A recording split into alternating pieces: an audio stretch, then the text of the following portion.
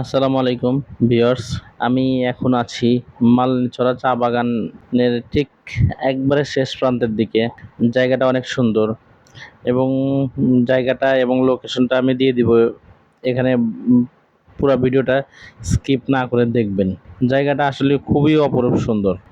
হাঁটতে হাঁটতে আসছিলাম মালনীছড়া চা বাগানের ভিতর দিয়ে, যে আসলে জানার ইচ্ছা ছিল যে বাগানটা কত বড়। বাংলাদেশের সবচাইতে বৃহৎ যে বাগানটা, এই বাগান দেখারই ইচ্ছা ছিল। এর মধ্যে দিয়ে যে রাস্তাটা আছে, দেখেন কত সুন্দর রাস্তা। রাস্তার দুপাশে শুধু বাগান, চা বাগান, ছোট ছোট টিলা, টিলার সাইডেও চা গাছ দেওয়া আছে। এই যে দেখতে পাচ্ছেন একটা খাল, সাইডে পাহাড়, ছোট ছোট পাহাড়।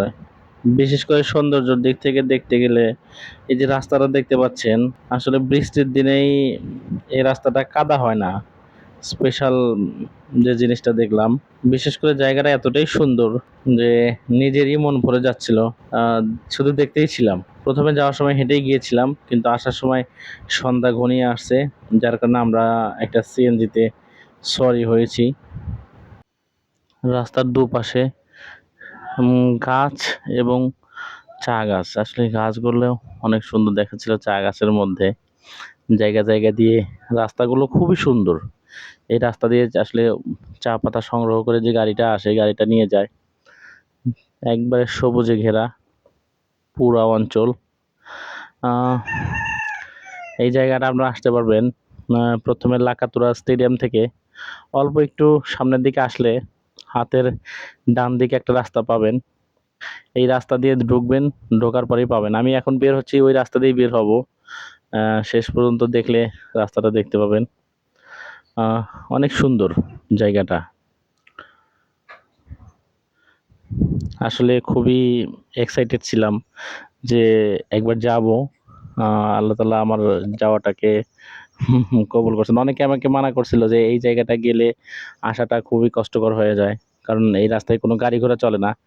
সবাই যাবেন অবশ্যই, যাওয়ার সময় নিজস্ব একটা গাড়ি রিজার্ভ করে নিয়ে যাবেন, না হয় আপনাকে খুবই ভোগান্তি পোহাতে হবে। আমরা যাওয়ার সময় প্রায় অনেক রাস্তা হেঁটেছি, তাও প্রায় 5-7 কিলোর উপরে হবে। তো তারপরে যখন আসতেছিলাম, ধীরে ধীরে সন্ধ্যা হয়ে আসছিল। তো তখন ওখানকার কিছু লোক আমাদেরকে বলল যে আপনারা এখান থেকে খুব দ্রুত আপনাদেরকে বের হতে হবে, না হলে চা বাগানের মধ্যে কিছু দুষ্কৃতী আছে যারা ক্ষতি করার চেষ্টা করবে। তো যার কারণে আমরা খুবই কষ্ট করতেছিলাম বের হওয়ার জন্য। এর মধ্যেই যাক একটা সিএনজি পেয়ে গেছিলাম। আমরা মোট 5 জন ছিলাম, খুব সুন্দর মতো বের হচ্ছি।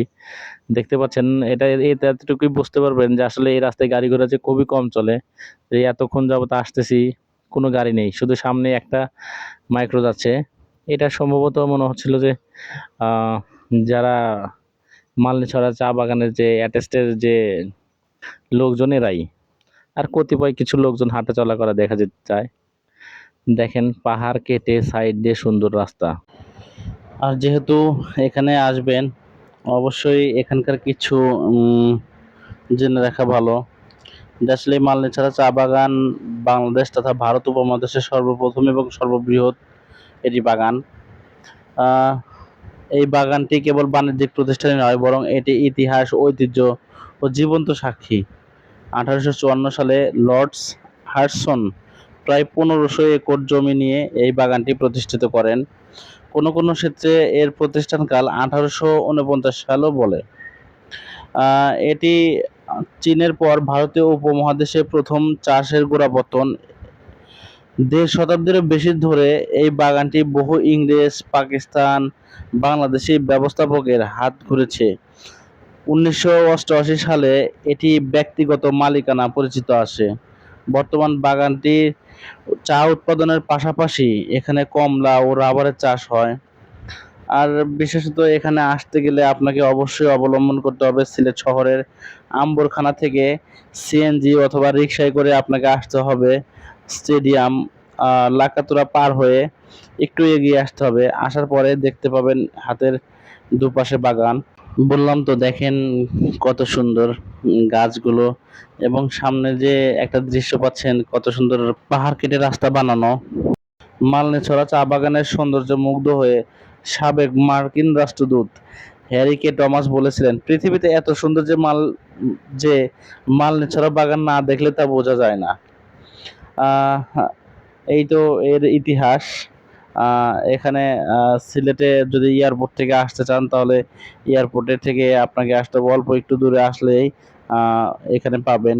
প্রায় 2,500 একর জমির উপর এলাকা জুড়ে এই বিস্তৃত চা বাগান সবুজের চাদরে ঘেরা, যা দেখলেই মন জুড়িয়ে যায়। বাগানের বুক চিরে চলে গেছে সুন্দর সড়ক, যা চলার সময় চারিপাশে সবুজ দৃশ্য বিমোহিত করে। আমরা প্রায় শেষের দিকে চলে এসেছি। এখন সামনে যে দেখতে পাচ্ছেন, এটি আসলে মালনেছড়া চা বাগানের যে ফ্যাক্টরি বলা হয় এটা।